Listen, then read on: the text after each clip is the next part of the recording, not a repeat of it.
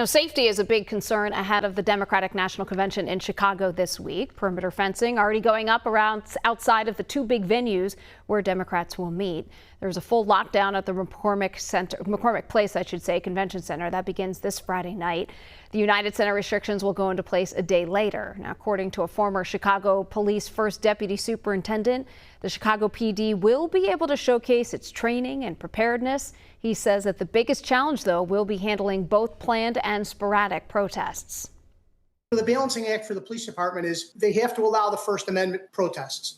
It's constitutionally protected, but they have to draw a line where those protests start to become criminal conduct. And I think that Superintendent Snelling and his team are ready.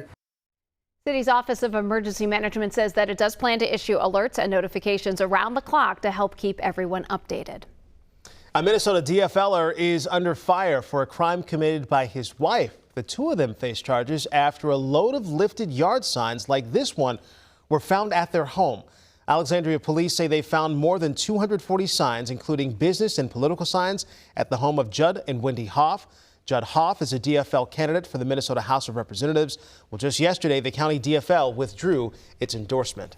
Happening today, former New York Republican Representative George Santos will appear at a pre-trial conference. Prosecutors accuse him of conning political donors. They say that he promised to spend money on advertisements and instead bought designer clothes and paid off his own credit cards. They also claim that he lied about his finances in House disclosure reports. That conference set to begin at 9:30 our time. Also this morning, we're learning about a Minnesota man found dead on vacation in Brazil. According to news reports in Brazil, 43-year-old Dwayne Morris from Edina died under mysterious circumstances in Rio de Janeiro just last week.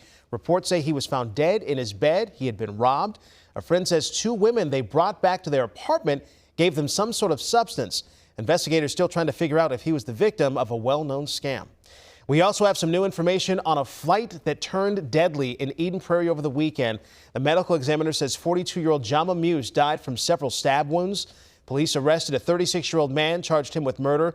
Investigators say the two knew each other, but it's still not clear what led up to the fight. The Minnesota State Trooper cleared in the death of Ricky Cobb II is returning to work this week. Now, Trooper Ryan Londegren now back at work, according to his attorney. Now, he was accused of unnecessary use of force during a traffic stop in July of 2023. Londegren's attorneys say that the case isn't quite wrapped up yet. They say they still need to get the civil case against him dismissed. The State Patrol getting a new look for the first time in 50 years. The revamping of the state seal and state flag prompted this change. For 50 years, the State Patrol had the old state seal in the center of its design. A 13-member committee came up with a new idea with input from even more people. A 4-point North Star, since troopers serve all four corners of the state, the Mississippi River, the state tree, which is the Norway pine, and 7 of them because State Patrol is always there to answer the call any day of the week. It's a subtle shift, but that's on purpose.